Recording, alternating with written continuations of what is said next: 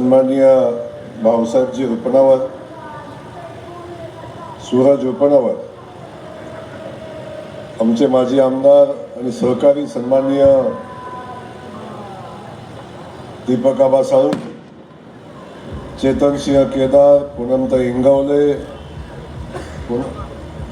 आनंदभाऊ माने, बाळासाहेब एरंडे, दादासाहेब लवटे, अतुलजी पवार, सन्माननीय भारती आबा, संवादत्या, खटकाळे साहेब, सुरेश भाऊ, सगळेच सन्माननीय या ठिकाणी उपस्थित आहेत. सगळ्यांचं मी मनापासून या ठिकाणी स्वागत करत असताना या फॅबटेक मल्टीस्टेट कोऑपरेटिव्ह क्रेडिट सोसायटीच्या या शाखेच्या शुभारंभाच्या निमित्तानं चेअरमन साहेब आपल्याला मनापासूनच्या शुभेच्छा देतो. प्रचंड मोठी ही संस्था या ठिकाणी आपण उभी केली. जवळजवळ 750 कोटी रुपयाच्या ठेवी या संस्थेमध्ये आहेत आणि अनेक लोकांचे संसार उभं करण्याचं काम. मी मगाशीच बोललो की संस्था चालवणं हे काचेचा भांड्यासारखा कार्यक्रम आहे, नाजूक विषय असतो.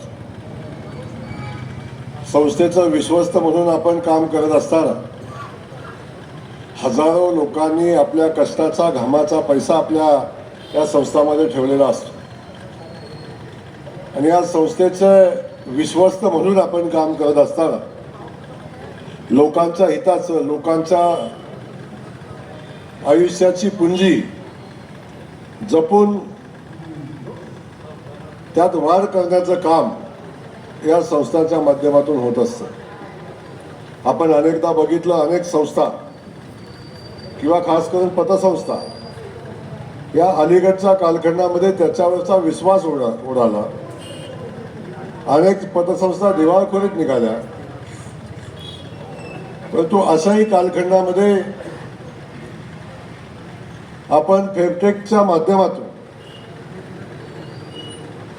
खूप जोमानं, ताकदीनं, विश्वासानं लोकांच्या मध्ये गेला, लोकांच्या मध्ये विश्वास निर्माण केला आणि शाखांचा विस्तार आपण करता.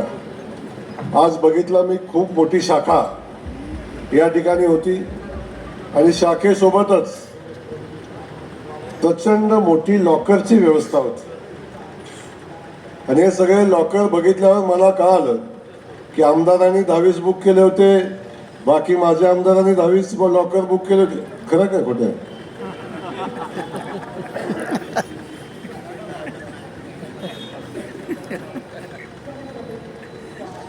पण गमतीचा विषय सोडला तरी सुद्धा एवढ्या मोठ्या संख्येनं लॉकर या ठिकाणी बँक तयार करते, याचा अर्थ या ठिकाणातली लोक ही सक्षम लोक आहेत, कष्टाळू आहेत, मेहनती आहेत आणि आपल्या कष्टाचा पैसा किंवा कष्टाचे ज्या ज्या वस्तू आहेत त्या ठेवण्यासाठी एक चांगली व्यवस्था या ठिकाणी बँकेने उभी केलेली आहे. म्हणून सांगोला शहराचा विकास वेगाने होतोय, सांगोला तालुक्याचा विकास वेगाने होतोय. खास करून मी अलीकडच्या कालखंडामध्ये बघतो, या सांगोला शहरामधल्या जमिनीचे भाव बघितल्यानंतर या शहराची समृद्धी आपल्या लक्षात येते. त्यामुळे अशा भागामध्ये काम करत असताना दुष्काळी भागातला माणूस असला तर विश्वासाने काम करतो, आपल्या आयुष्यात मिळवलेली पुंजी जपतो आणि जपून या भागामध्ये इन्व्हेस्टमेंट करण्याचं काम ही सगळी लोक करतात. तर आपण बघतो अनेक तालुक्यांचा इतिहास, सातबाराच्या जमिनीवर सातबारा असतो, सातबाऱ्यावरचा बँकेचा कॉलम असतो, तो लिहायला जागाच पुरत नाही. तर तो खऱ्या अर्थानं दुष्काळी भागातली माणसं स्वाभिमानी असतात. मार्च एंड आला की या लोकांना एकदा कधी वाटतं की माझं कर्ज कधी भरेन, अगदी काय नाही झालं तर नवं जुनं कसं करेन, या पद्धतीची भूमिका घेणारी या भागातली लोक, हा विश्वासानं वागणारी लोक आपण सगळ्यांनी बघितलेली आहेत. म्हणून बाळासाहेब आज एका दिवशी 2-2, 3-3 बँकाचा शुभारंभ होतो तेव्हा मला कळतं की खऱ्या अर्थानं बाळासाहेबांसारख्या कार्यकर्त्याला किती पैसा असेल याचा अंदाज मी मगाचपासून बांधत होतो. की हे एवढे पैसे कुठून येतात. तिकडं 320 कोटी, इकडं 750 कोटी, तिकडं 250, तिकडं 500, एवढे पैसे कुठून येतात दीपक आबा, याचा विचार सातत्याने मी करत असतो. त्यामुळं या भागातली माणसं लक्षात येतं की कष्टाळू आहे, मेहनत करतात, पैसा मिळवतात आणि ते जपून ठेवतात. ही या ठिकाणची लोकांची मानसिकता आहे. पण पुन्हा एकदा भाऊसाहेब, आपण खूप चांगलं काम करता, समाजसेवेचं काम करता. या कुटुंबानं पुण्यामध्ये असेल, अनेक शहरामध्ये स्वतःचा व्यवसाय उभा केला, विश्वास संपादन केला आणि व्यवसायात यशस्वी झाले, उद्योजक म्हणून यशस्वी झाले. आणि या सहकाराच्या संस्थांमध्ये सुद्धा आपण यशस्वी झालात, लोकांचा विश्वास संपादन केला. आबांच्या सोबत आपण उभे आहेत, आयुष्य आपण विश्वासानं घालवलं आणि शेवटपर्यंत आपण आबासाहेबांच्या सोबत काम केलं.